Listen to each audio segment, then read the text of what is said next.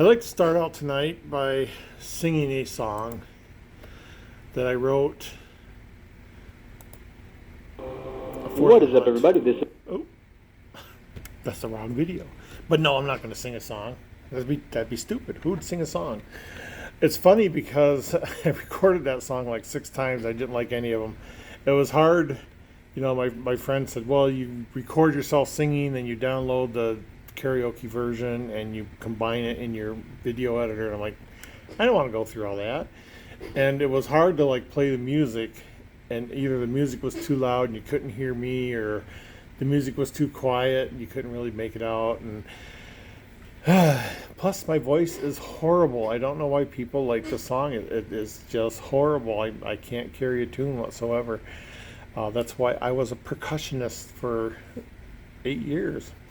Anyway, um, yeah, so it's been a heck of a week for me, and I have to give kudos to my friend. She's just wonderful, and every bad thing that happened to me, she was like, look at it this way, and like she'd make it better. And I'm so happy I have someone like her in my life, and I can't tell her that to her face, and she never watches these videos, so I'm safe.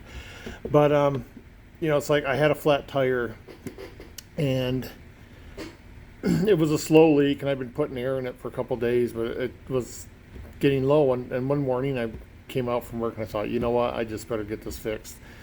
Um, and I drove to, I have a friend who's a mechanic, and I drove there and they fixed it for me.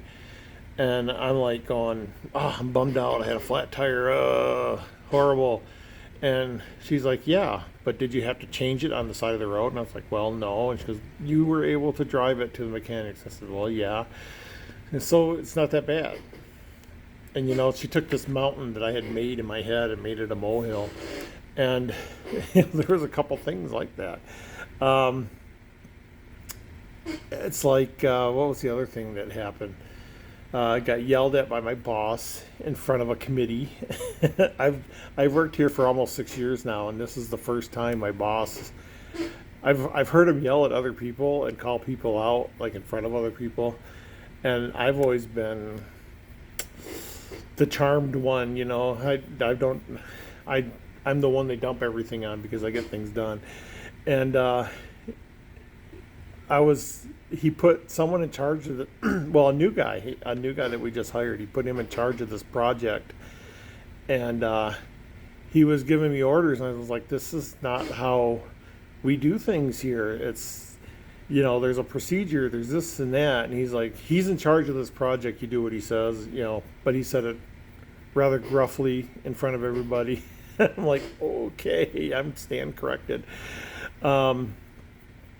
Because I'd been kind of bucking heads with this guy for, I don't know, a couple weeks, and I think he just got tired of it. Because I have so many duties here, and to dump more on me like that, I'm like, who is this guy to do this to me?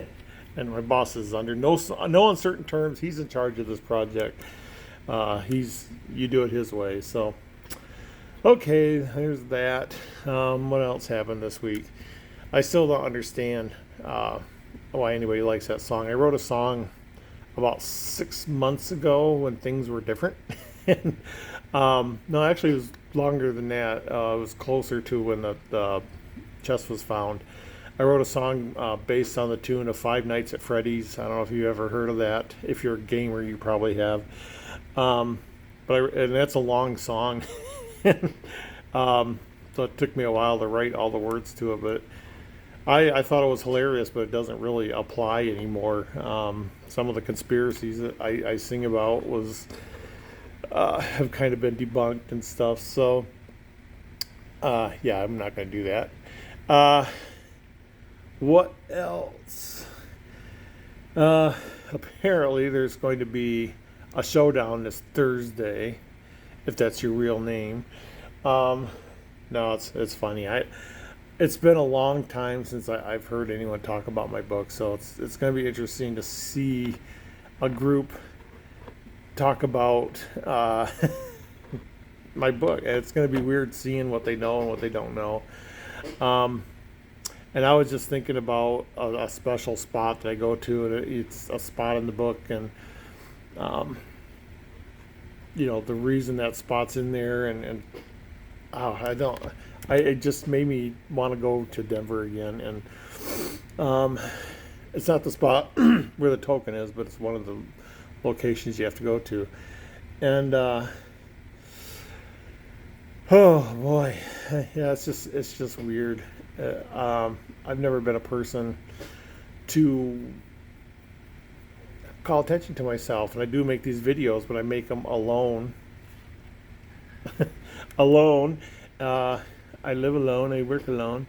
So it's not like I'm putting myself out there. But well, what else? Yeah, so I put these out there, and that's kind of my way of relieving stress, I guess it is.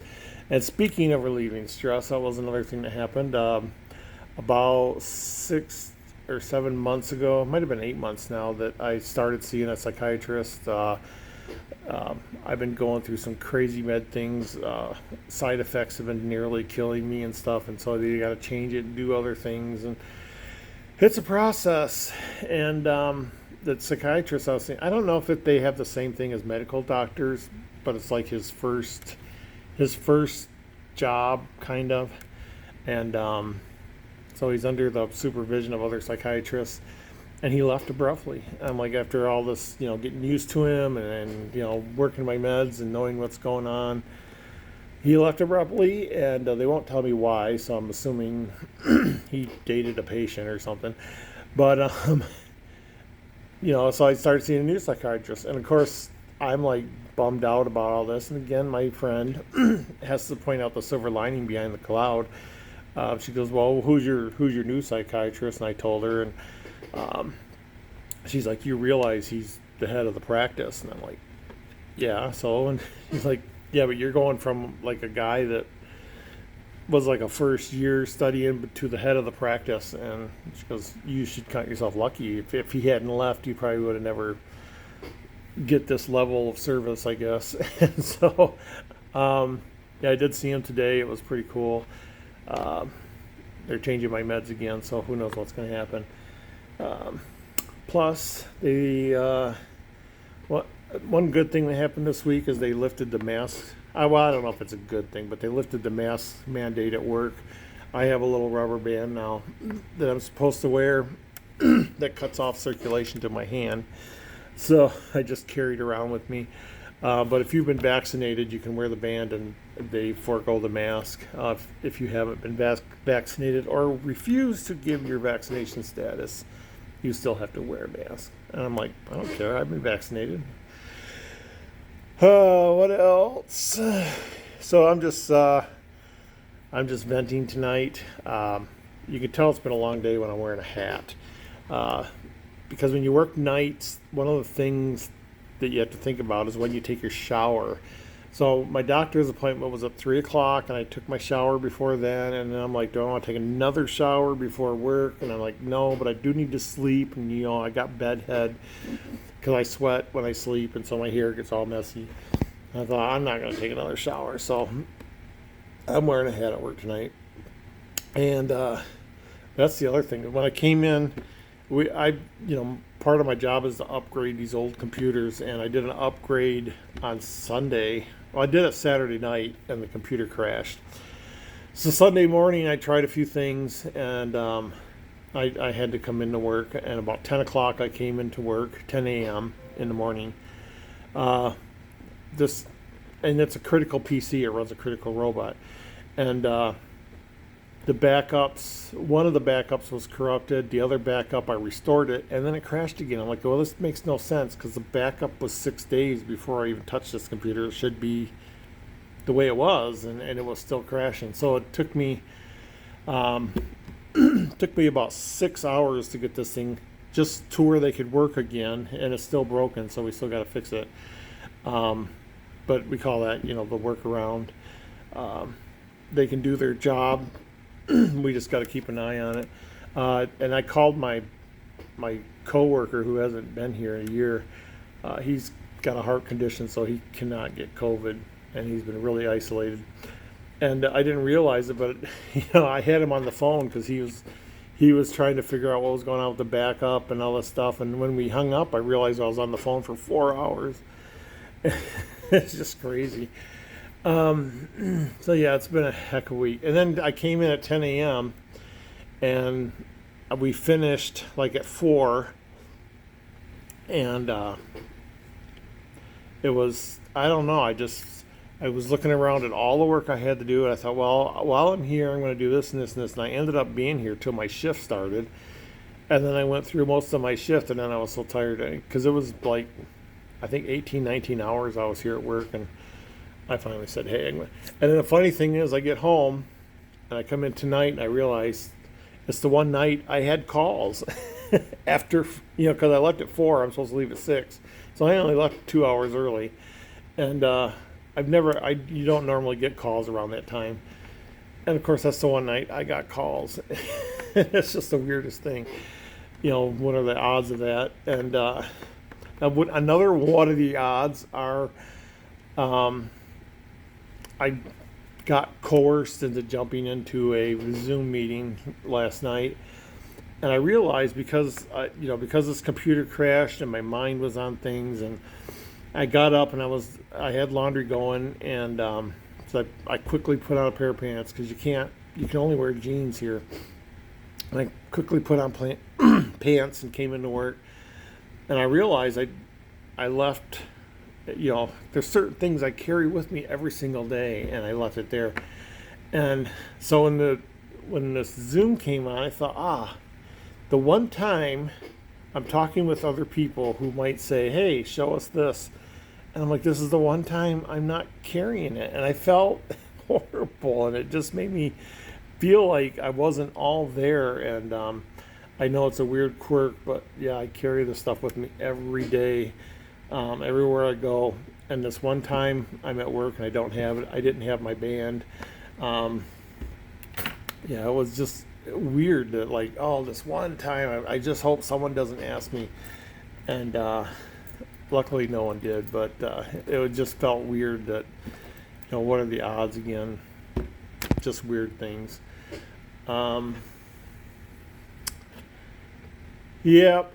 else going on. Like I said, they're going to talk about my book. I do keep a copy here at work because sometimes I'm sitting there and I'm thinking, did I do that right? Or not that I did do that right, but I'll see someone post something and I'll think, I wonder if that applied to my book, and I would look and I'm like, oh no, yeah, that's good. And I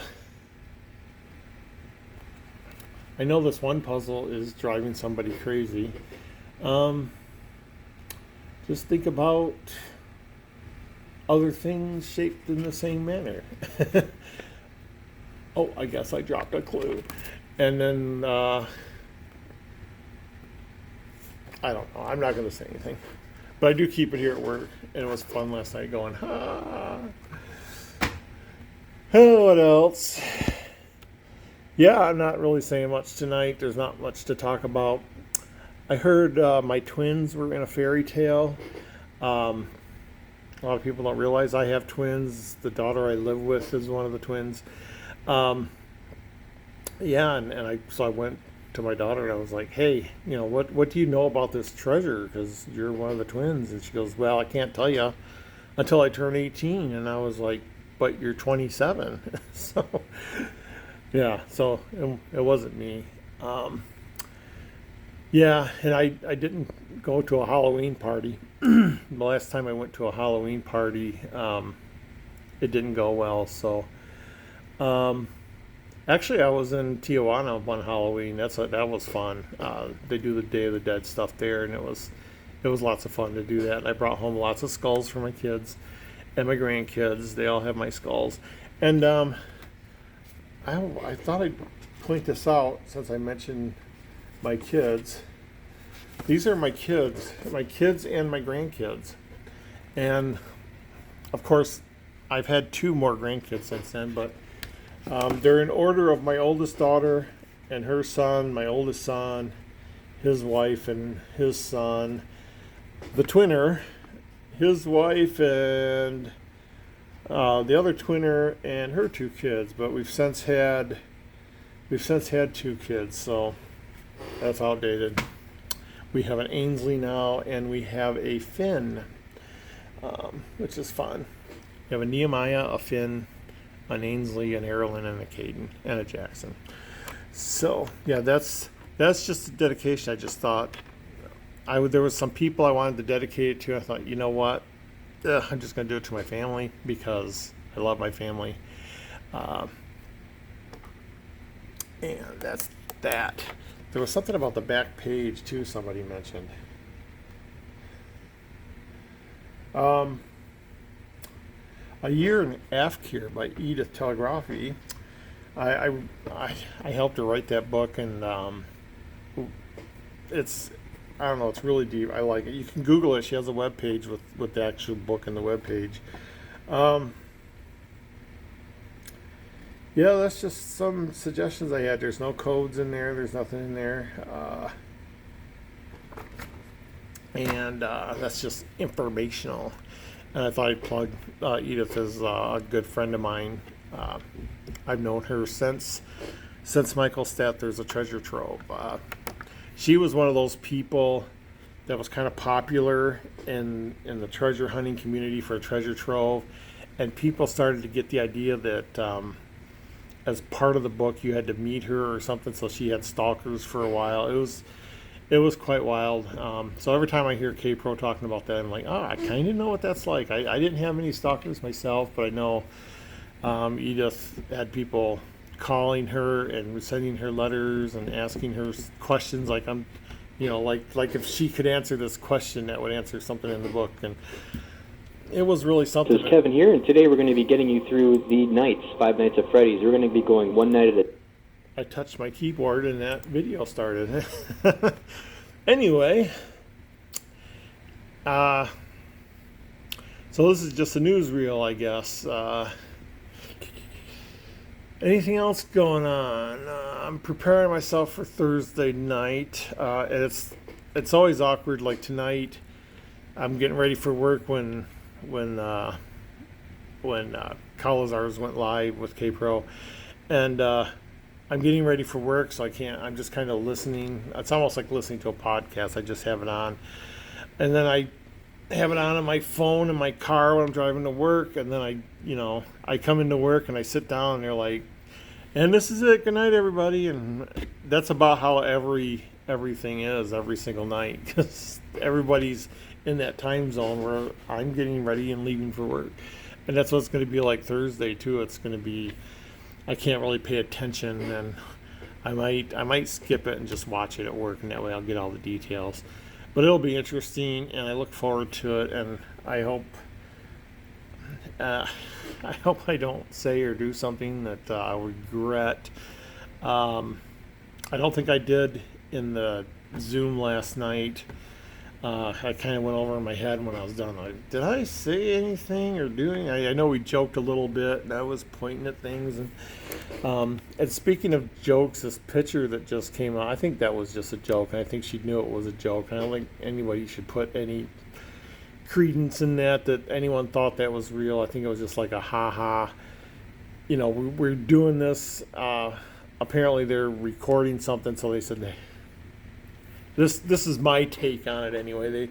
I think they were recording something and they had to set up a buried chest, and they're like, "Ha, let's send this to somebody," and they knew it was a joke, and they knew that the recipient would know it was a joke, and so I wouldn't put anything into that. Yep, coming up on 20 minutes, and that's kind of my limit. So I just ramble on for 20 minutes, and I will just leave it at that. Oh, just proof. Someone asked me about my sigil. Yes, I do carry a sigil. It's just something I do out of superstition. And it's just like I carry the 2 silver coins out of superstition. And